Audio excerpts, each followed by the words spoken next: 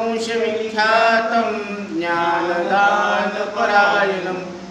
विनायकं गुरुं वन्दे भवबन्धविमुक्तये ज्ञानप्रतापविलसद्वचनामृतं च अद्वैतभावपटुताहितबुद्धिश्च ज्ञानेश्वरस्तु भगवान् अवतीर्णेव श्रीरंगनाथ गुरुराज नमोस्तु तुभ्यं।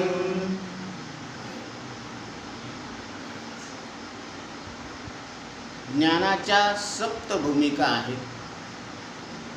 पहिली भूमिका आहे शुभेच्छा. शुभेच्छा म्हणजे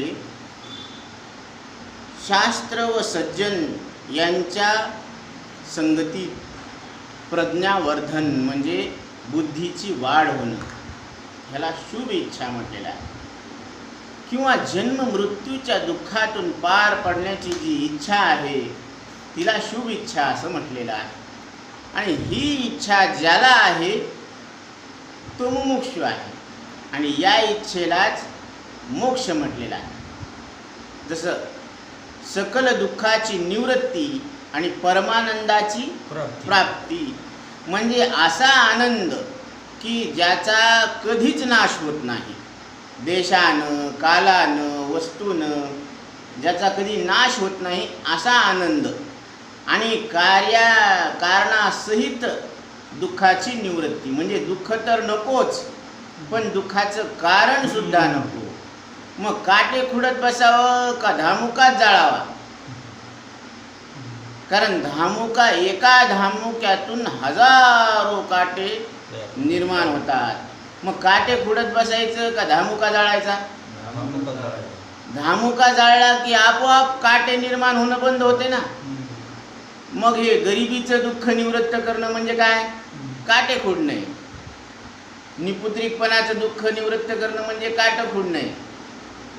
घर नसलं तर घर बांधायचं दुःख निवृत्त करणं म्हणजे काटे खुडणे. पण जन्म मृत्यूचं दुःख निवारण करणं म्हणजे हे धामुका जाळणं आहे.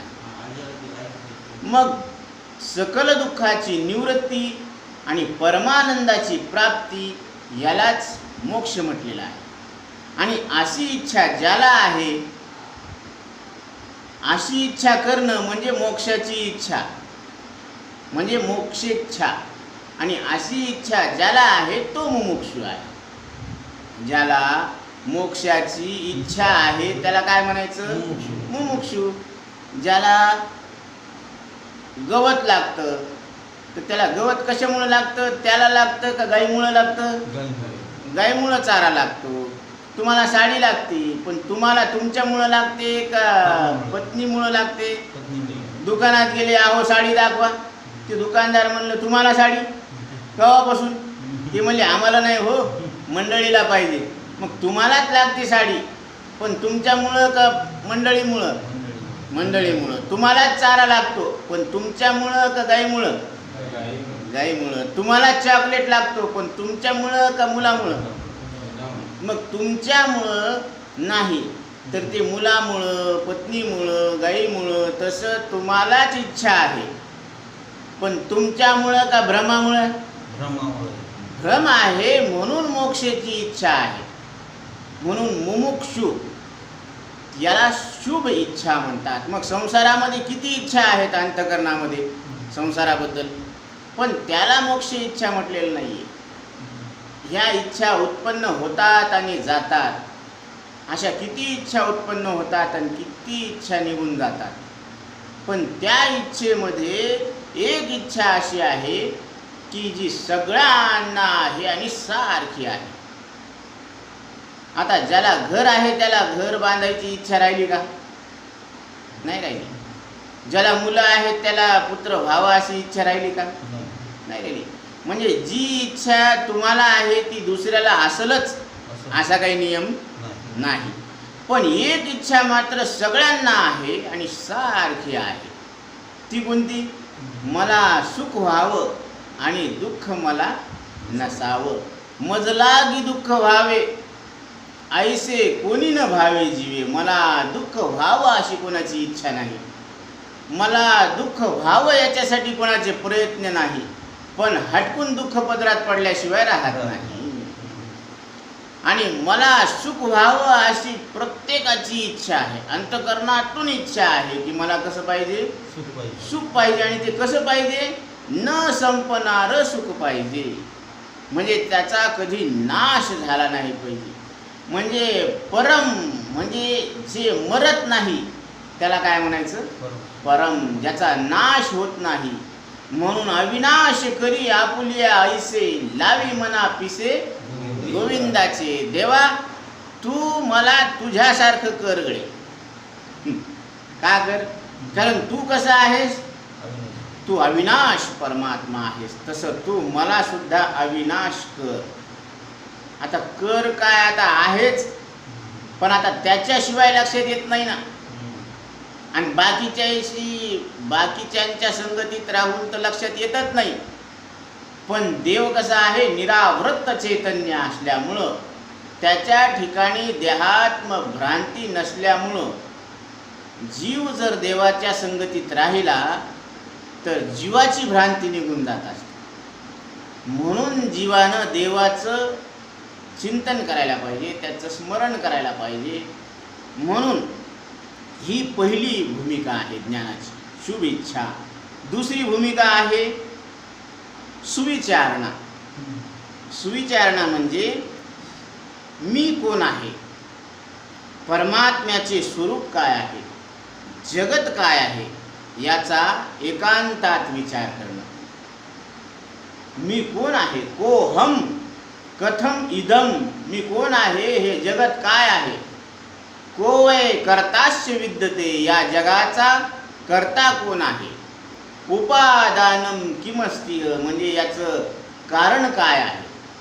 विचारास सोयमी दृश्य, भगवान शंकराचार्य सांगतात की याचं विचार केल्यानंतरच याचा उलगडा होणार.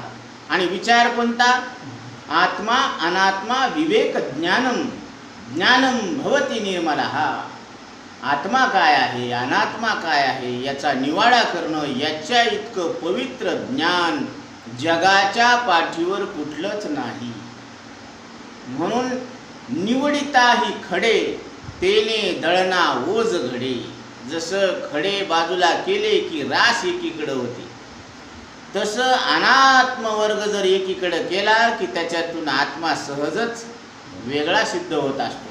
मंथोनी नवनीता तैसे घे अनंता, वाया व्यर्थ कथा सांडी मार्ग. म्हणून कर्म उपासना हे कुठपर्यंत करायचं. कर्म आणि उपासना जोपर्यंत आपल्याला सद्गुरूची भेट होत नाही. आणि कर्म सुद्धा कसं आहे, निष्काम बुद्धीनं केलेलं कर्म.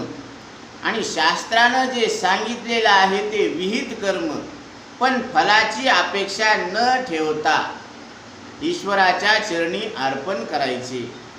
आणि फलाची अपेक्षा न ठेवता ईश्वरार्पण जर केलं तर त्याचं फल मिळत नाही. पण त्याचं सुद्धा एक फल आहे, निष्काम बुद्धीनं केलेल्या कर्माचं फळ चित्तशुद्धी. आणि चित्त शुद्ध झालं की आत्मा जसा आहे तसा स्पष्ट कळत असतो. निर्मळ चित्ते झाले नवनीते, पाषाणा पाझर तुटती रे.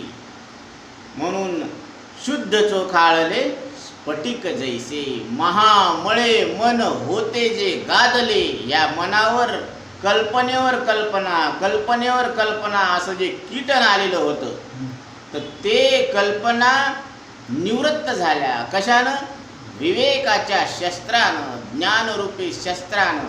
आणि मग हे मन कसं शुद्ध चोखाळले स्फटिक जैसे.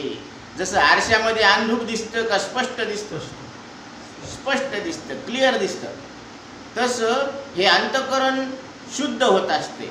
आणि अंतःकरण शुद्ध झालं की आत्मा जसा आहे तसा व्यापक, निर्विकार, निरवयव, सजातीय विजातीय स्वगत भेद रहित असा आपल्याला पारमार्थिक ब्रह्मरूपानं स्पष्ट लक्षात येत असतं. तर ही दुसरी अवस्था आहे सुविचारणा.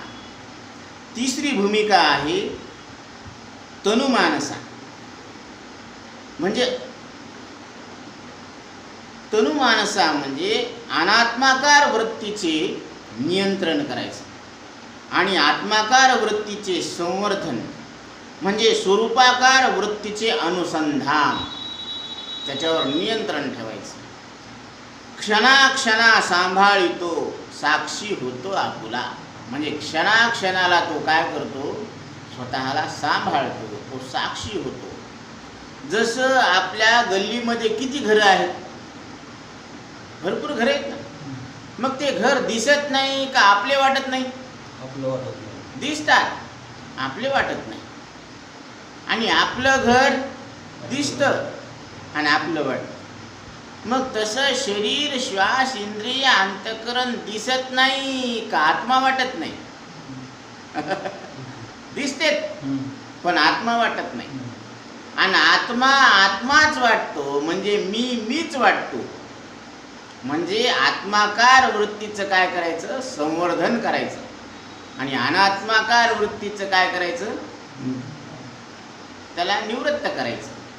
म्हणून अनात्माकार वृत्तीचे नियंत्रण म्हणजे अनात्म वस्तू जी आहेत ना त्याला अनात्माच समजायचं आणि आत्मा जो आहे ना त्याला आत्मा समजायचं.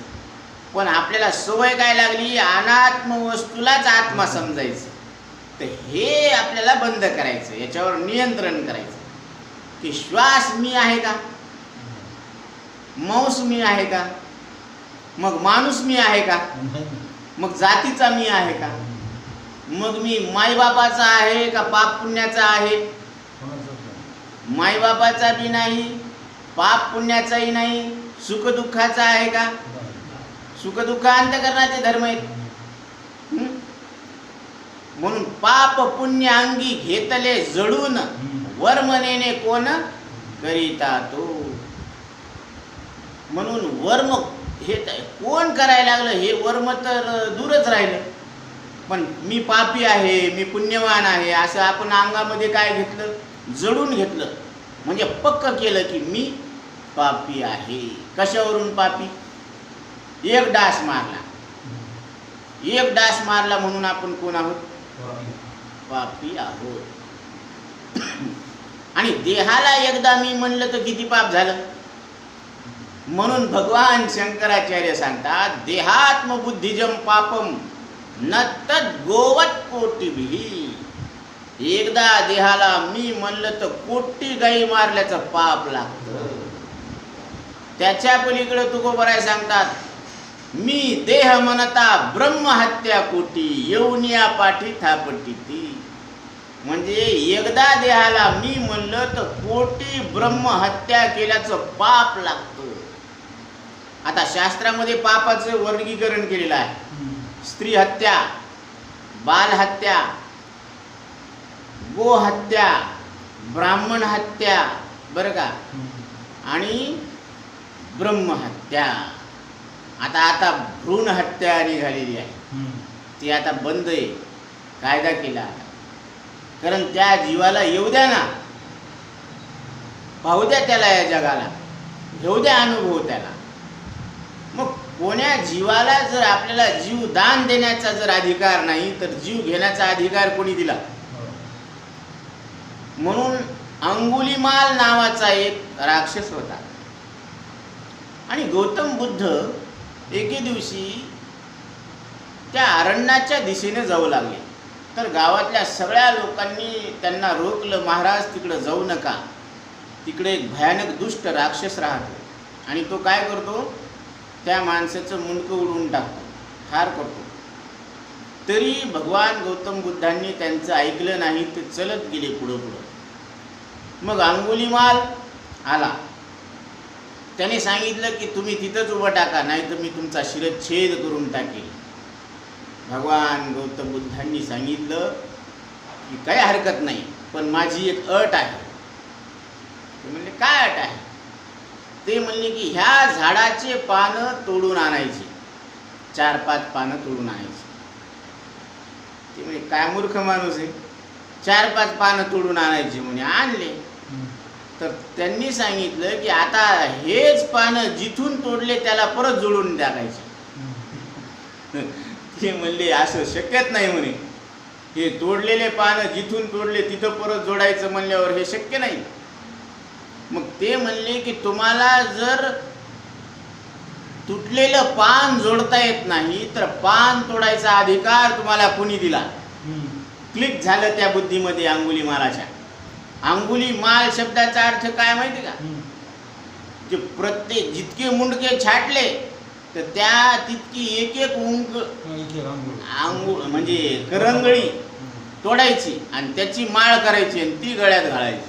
मग जितके मुंडके शाट गेले ना तितक्या अंगुलीची माळ आहे ती. तर त्याला क्लिक झालं ना, बुद्धीमध्ये परिवर्तन झालं आणि त्यांनी गौतम बुद्धांचे पाय धरले. त्यानं खरंच विचार केला की मला जर कोणाचा जीव दान देता येत नाही तर जीव घेण्याचा अधिकार मला कुठून आला? हे क्लिक झालं बुद्धीमध्ये. म्हणून बैसता संताचे संगती, कळो आले कमळापती, आपुले कोणीच नव्हती, निश्चय चित्ती दृढ झाला. म्हणून संत म्हणजे काय आहेत माहिती का? आपणा सारिखे करीती तात्काळ, नाही काळ वेळ तया लागी.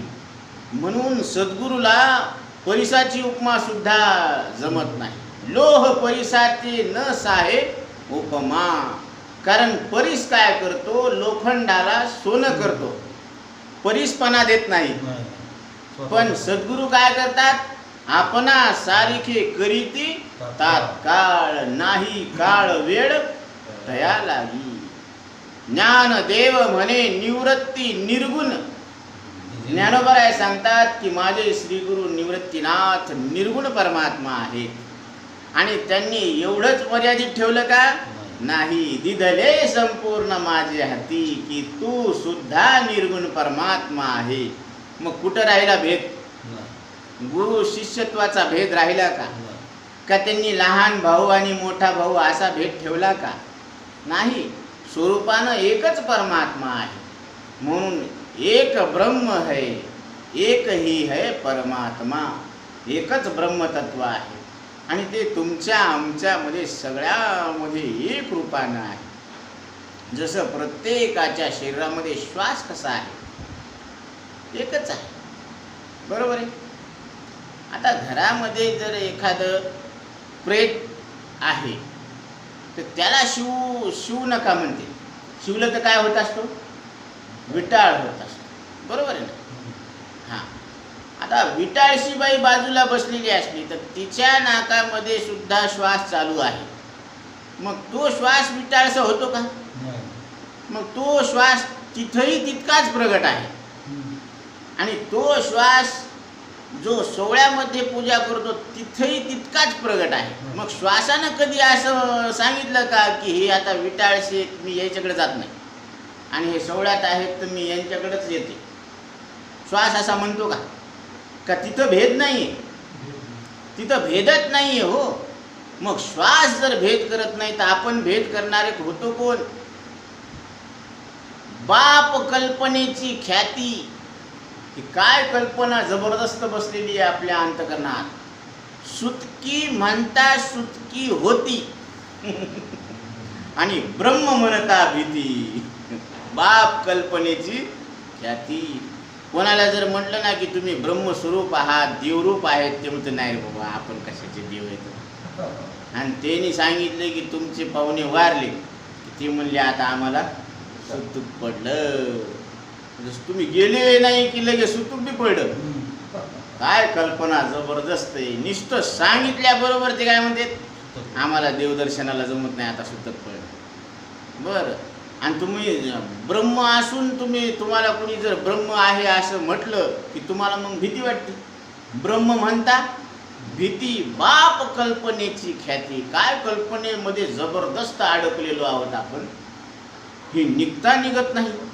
म्हणून तिथं काय सांगतात की बोले बोले जागे बाहेर आत निजलेली. हे बाहेरच जागे येते आणि आत कशी येतं? झोपलेले. म्हणून स्थूल सूक्ष्म कारण ह्या तिन्ही देहाच्या पलीकडचा आत्मा आहे आणि हे स्थूल देहातच अडकलेली आहे ही बुद्धी. तर ह्या सूक्ष्म परमात्म्याचा निवाडा कधी लागल मग? आणि वेळ तर निघून चालला. नदीमध्ये पाणी तेच आहे का ते पहिलं तर निघून गेलं आणि तिचा वेग कोण धरू शकतो? कोणी धरू शकत नाही. म्हणून आयुष्य हे निघून चाललंय.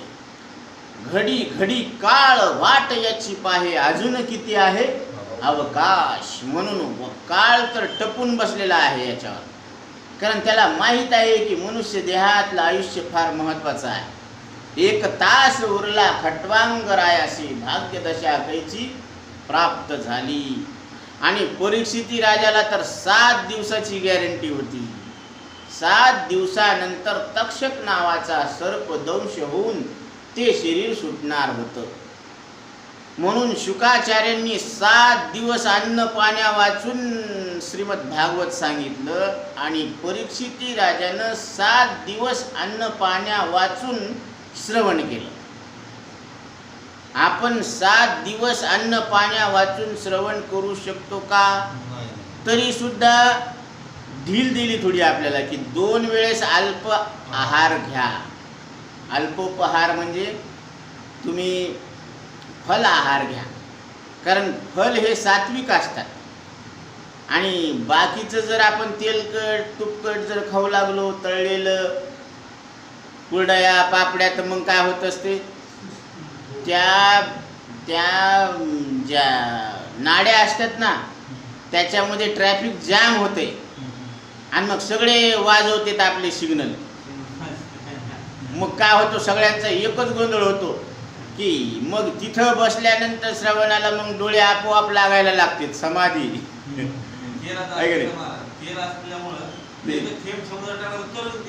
नाही, लुब्धली नादी लागली समाधी मूळ जन नर नारी लोकारे. मग श्रवणामध्ये आपल्याला लगेच समाधी लागायला सुरुवात होते, डोळे झाकायला. कारण त्या मशीनवर लोड आला ना आता. मग लोड आल्यानंतर ते काय करते ते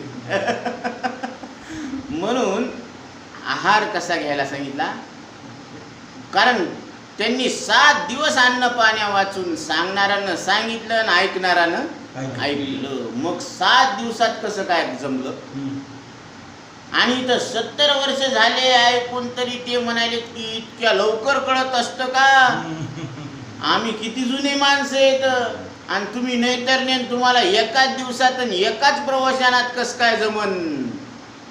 मागं आपण उदाहरण घेतलं होतं की 70 वर्ष लग्न झाले त्या बाईला आणि मूल नाही झालं आणि ती नैतरण्या मुलीला सांगायला लागली की तुला एका वर्षात कसं काय लेकरू होईल? ती म्हणजे होते. वगारीला कसं झालं? म्हशीला वगरू कशी झाली? तसं मी नांदायला गेले, मग मला 1 वर्षात लेकरू होणारच. आता ही 70 वर्षापासून नांदायलाच गेली नाही तर लेकरू कसं होईल मग? तसं आपण आत्मा विवेक केलाच नाही तर आत्मज्ञान होईल कसं? मग परमार्थ दाखवायचा आहे का अंतरंगाचा? ज्ञान देव म्हणे परतोनी पाहे तव कैसा माया पुरू. परतून पहा म्हटलं की हे मागं वळून पाहायला लागले. मागं वळून थोडीच पाहायला लागले. निज वृत्ती काढी सर्व माया तोडी इंद्रिया सवडी लपो नको. मागं वळून पहा याचा अर्थ इंद्रियानं दाखवलेलं शरीर आणि जग तुम्ही सत्य मानू नका. कारण हे इंद्रिय आणि हे मन हे शरीर जग दाखवते आणि स्वप्नातले इंद्रिय मन ते शरीर जग दाखवते आणि दोन्ही शरीर जग आणि इंद्रिय मनाचा झोपेमध्ये पत्ताच नसतो आणि आपण एकमात्र तिथं सगळं यांच्या अभावाला जाणणारे तिथं असतो. मग आपला अभाव कधी होतो? हे सगळ्यांचा अभाव आपण जाणतो. मग सगळ्याच्या अभावाला जाणणारे आपण भावरूप परमात्मा आहोत. आठव नाठव गेला भावा भाव झाला स्वयमेव पांडुरंग. म्हणजे यायला आठवणही नाही कारण यांना प्रत्यक्ष ज्ञान नाही. शरीर आहे हे शरीराला कळतं का? नाही. आणि हे शरीर स्वप्नात नव्हतं अशी आठवण शरीराला आहे का? नाही. बरं श्वासाला आहे का? नाही. बरं इंद्रियाला आहे का? मग मनाला आहे का? मनात आहे का मनाला आहे? मनात आहे, मनाला नाही. आणि मनामध्ये मीला आहे. तो मी ज्याला हे शरीर स्वप्नात नव्हतं अशी आठवण आहे आणि आता शरीर आहे असं शरीराबद्दल प्रत्यक्ष ज्ञान आहे, तो त्याला त्याचं प्रत्यक्ष आहे आणि तो झोपेत होता, सुखरूप होता अशी त्याच्याबद्दलची आठवण आहे. बरोबर आहे. मग आठव नाठव गेला भावा भाव झाला स्वयमेव पांडुरंग. मग आपल्याला आपली आठवण करायची आवश्यकता आहे का? कारण मी आहे हे ज्ञान आहे ना. मग आपल्याला आपली आठवण करण्याची आवश्यकता नाही. मग स्वहून भिन्न पदार्थ लक्षात ठेवावा लागतो. प्रत्येकाचा वाढदिवस लक्षात ठेवावा लागतो. याचा कवा आहे, त्याचा कवा आहे. बरोबर आहे ना? नाही तर त्यांना वाढदिवसाच्या शुभेच्छा दिल्या नाही तर ते म्हणते तर त्यांनी आपल्याला शुभेच्छाच दिल्या नाही, हॅपी बर्थडे म्हणलंच नाही आपल्याला, मग ते नाराज होते. मग ते लक्षात ठेवावं लागतं का आपलं स्वरूप आहे? लक्षात ठेवावं. लक्षात का ठेवावं लागतं? ते स्वहून भिन्न विषय आहे. मग आपण जन्मलो का वाढतो? जन्मलोच नाही तर वाढायचा प्रश्नच नाही ना. आणि वाढतच नाही तर मग घसरण्याचा प्रश्नच नाही. आणि घसरण्याचा प्रश्नच नाही तर पसरण्याचा बी प्रश्न नाही. म्हणजे मृत्यूचा सुद्धा प्रश्न नाही. जन्म नाही रे अनिक तुका म्हणे माझी भाग. तुकोबारा शपथ घेऊन सांगायला लागले की तुम्हाला जन्म नाही, अजन्म आहोत आपण. कसे आहोत? न जायते म्रियते वा कदाचिन नायम भूत्वा भविता वा न भूयः अजो नित्य शाश्वतो अयम पुराणो नायम हंती न हन्यते हन्यमाने शरीरे. अर्जुना, आत्ता इथं कानाद्वारे शब्दाला जाणणारा न जन्मलेला परमात्मा आहे. हे भगवान श्रीकृष्ण परमात्मा आपलं गीत गायला लागले. म्हणून श्रीमद भगवद्गीता म्हणजे केवळ अर्जुनाला भगवंतानं सांगितलेली गीता नाही, ते भगवंतानं गायलेलं आपलं गीत आहे. भगवान गा रहे है. जसं आई लेकराचं रडणं थांबावं म्हणून अंगाई गीत गाते. काय अंगाई गीत गाते? चंद्र लोपला ग बाई, आज माझ्या पाडसाला झोप का येत नाही. निंबोनीच्या झाडा मागे चंद्र लोपला ग बाई. तसं भगवान श्रीकृष्ण परमात्मा गा रहे हे. कोणाचं गीत? आपलं गीत गायला लागले. म्हणून श्रीमद भगवद्गीतेकडं पाहण्याचा आपला दृष्टिकोन कसा असावा की हे भगवंतानं गायलेलं माझं गीत आहे असं वाटायला पाहिजे. आपल्याला वाटतं की भगवद्गीता म्हणजे काय आहे? भगवंतानं अर्जुनाला सांगितलेली आहे. पण ते भगवंतानं अर्जुनाचं निमित्त करून तुम्हाला आम्हाला सांगितलेली आहे. गीता दुग्धामृतम महत् पार्थो वत्सा सुधीर भोक्ता. म्हणून गीता ही गाय आहे आणि भगवान श्रीकृष्ण परमात्मा याचं दोहन करायला लागले आणि पार्थ वासरू आहे. आणि ते वासरू तुम्ही आम्ही आहोत की जे गीतेचं दुग्ध अमृत म्हणजे दूध रूपी अमृत हे पिऊन आपल्याला काय येणार आहे? अमरत्व लक्षात येणार आहे. असलेलंच अमरत्व लक्षात येणार आहे. म्हणून ह्या दृष्टिकोन बाळगा की हे आपलं गीत आहे. म्हणून हे शास्त्र सुद्धा काय आहेत? हे आपलंच गीत आहे. उपनिषदे जे गाती, व्यासादी जे वाखाणीती, व्यासांनी जे काही वर्णन केलेलं आहे ते कोणाचं वर्णन आहे?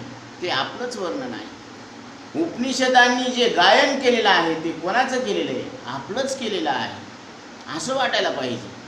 म्हणून चहू वेदी जान साही शास्त्री कारण 18ही पुराणे हरीशी हरीशी गाती का घेती. गाती गाती गाती म्हणजे आनंदानं गायला लागलेत ते. लावणी मृदंग श्रुती टाळ घोष शिव ब्रह्म रस आवडीने. म्हणून नुसतं कोरडच का, नाही. जरासं नाक वाकडं करून जर बायकोनं नाव घेतलं तर नवरा प्रसन्न होतो का? मग कसं घ्यावं लागतं नाव? आवडीनं. प्रसन्न अंतकरणानं, आवडीनं, आदरानं. आवडीने भावे हरिनाम घेसी वावा. म्हणजे मरणाऱ्या नवऱ्याचं मरणाऱ्या बायकोनं इतक्या आदरानं नाव घ्यावं. ही जर कंडिशन आहे तर न मरणाऱ्या जीवानं न मरणाऱ्या देवाचं नाव कसं घ्यावं? नाही सांगा ना तुम्ही कसं घ्यावं? आवडीनंच. आवडीने भावे हरिनाम. हरिनाम घेसी तुझी चिंता त्याशी सर्व काळ. म्हणून आरंभी आवडी आदरे आले नाम. तेने सकळ सिद्ध जगी झाले पूर्ण काम. आहे ना. म्हणून हे आवडीनं आदरानं घ्यायला पाहिजे नाम. कारण हे शास्त्र उपनिषद आपलं गायन करायला लागले. आणि गायन जे करत असतात ते आनंदानं करत असतात. म्हणून ते गाय लागलेत. ते कोणाला गाय लागलेत? आपलं स्वरूप गाय लागले, आपल्याला गाय लागले. म्हणून हे गीत कोणाचं आहे? आपलं आहे. जसं एखादा लेखक कविता लिहितो आणि ती जर कोणी गाऊन दाखवली तर त्याला किती आनंद होतो. तसं आपलं स्वरूप वेदानं सांगितलं. पण हे सगळे उपनिषद, 4 वेद, 6 शास्त्र, 18 पुराण हे जे गायन करायला लागले ते कोणाला गायन करायला लागले? हे आपल्या स्वरूपाचं गायन करायला लागले. आपल्याला वाटतं का? आपल्याला वाटतं ते देवाचं गाणं आहे. ते आपलं थोडी, आपण वेगळेच आहेत, आहे का नाही? म्हणून असा भेद नको. असं वाटायला पाहिजे की हे आपलं वर्णन चालू आहे.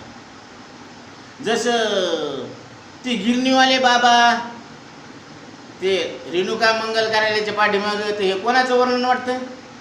हे इतक्यापैकी बाबाला वाटतं आपलंच नाव निघालं आता. पण मी न मरणारा आहे, जाणणारा आहे, एक आहे असं जर वर्णन केलं तर आपलं निघालं वाटतं का? नाही, सगळ्याला आपल्याला वाटतं आपलं कुठं नाव घेतलं. अरे पण हेच विशेषण आपलं आहे ना. हे विशेष रूप आहे आपलं. तर प्रत्येकाला कसं वाटायला पाहिजे ऐकणाऱ्याला? हे माझंच वर्णन चालू आहे. कारण हे सगळे आपल्याला सजातीय प्रत्ययाचा स्वीकार आणि विजातीय प्रत्ययाचा तिरस्कार करायचा, ही ज्ञानाची भूमिका आहे.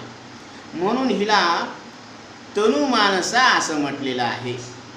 आणि चौथी आहे विलासिनी सत्वापत्ती. म्हणजे देहात्मबुद्धीचा बाध करून आत्मबुद्धीची दृढता करायची. कशी करायची? परतोनी पाठी मोरे ठाके. म्हणजे परत त्यानं कुठून कुठपर्यंत यायचं? अंतकरणापासून ते शरीरापर्यंत यायचं, धुळीच्या कणापर्यंत यायचं. आणि धुळीच्या कणापासून तर अंतकरणापर्यंत जायचं. काय म्हणून? निहाळायचं याच्यात मी कोण आहे. ज्याला कळतं तो मी आहे हे सूत्र घ्यायचं हातात. जे बदलत नाही ते मी आहे, जे मरत नाही ते मी आहे. तर हे सूत्र हाती घेऊन प्रत्येकाला तपासायचं जायचं, खालून वरीन वरून खाली, की याच्यातलं मी कोण आहे. मग त्याच्यामध्ये काय होत असते? देहात्मबुद्धीचा बाध करायचा. की हे देह जाणणारा आहे का? हे बदलणारा आहे, न जाणणारा आहे, अनेक आहे, म्हणून हे मी नाही. याला काय म्हणायचं? देहात्मबुद्धीचा बाध करणं. आणि आत्मबुद्धीची दृढता, की मी या सगळ्याला जाणणारा, शरीर, श्वास, इंद्रिय, मन आणि हे जगत, ह्या सगळ्यांना जाणणारा मी, यांचा द्रष्टा, एक न बदलणारा जाणणारा परमात्मा आहे. हे सगळे सगुण आहेत आणि मी निर्गुण परमात्मा आहे. अशी जी दृढता, पक्का निश्चय, ह्यालाच काय म्हणायचं? आत्मबुद्धीची दृढता. म्हणून परतोनी पाठी मोरे ठाके. इकडून तिकडं आणि तिकडून खालून वरीन वरून खाली सगळं तपासून घ्यायचं. काय म्हणतात? आणि आप आपना ते आपण देखे, आपण पया ते आपणच आपल्याला पाहायचं आता की आपण कसे आहोत. आपले लक्षण आणि यायचे लक्षण जुळतेत का, नाही जुळत. हे एकांतामध्ये विचार करायचा. कारण लोकांतामध्ये आपली बुद्धी काम करेल का, मग नाही करणार. म्हणून एकांती जो सेविला सर्वाधिक म्हणजे त्याला, जो एकांतामध्ये अभ्यास करतो त्याला ह्या गोष्टी लवकर आत्मसात होत असतात. म्हणून ध्यान करायला का सांगते ते? ध्यान करायचं कारण एवढंच आहे की पांगलेलं मन एके ठिकाणी स्थिर व्हायला पाहिजे. आणि स्थिर असलेल्या अंतःकरणामध्ये हिशोब लवकर लागत असतो. म्हणून हिशोब लागण्यासाठी मन स्थिर करा. क्षणेक मन स्थिर करोनी पाहे वेद बोलिले पुराणी. म्हणून क्षणभर आपलं मन काय करा, स्थिर करा. म्हणून देखत खेवो ओळखे सने तत्वते मी. म्हणजे पाहिल्या बरोबर त्याची ओळख होती की हे तत्व मीच आहे. जसं आपली गाय कोणती आहे, जी तांबडी आहे ना, तीच आपली गाय आहे. आपलं घर कोणतं इकडे, हे कसं लक्षात राहतं? त्याची खूण लक्षात राहते की आपलं घर कोणतं आहे, आपली पत्नी कोणती आहे, हे ध्यानात राहतं ना. आपले लेकरं कोणते, आता इतके लेकरं दिसते पण ते माझे वाटतात का? बिलकुल नाही वाटत. आणि आपले लेकरं आपलेच वाटतात. कसं काय वाटतात? ती काहीतरी खूण तुम्ही लक्षात ठेवली ना. तसं हे शरीर मी नाही का नाही, काय खूण आहे, कशाहून मी देह नाही, तर याची लक्षणला लक्षात यायला पाहिजे ना की हे दिसणार आहे, बदलणार आहे, न जाणणार आहे. म्हणून हा देह मी नाही.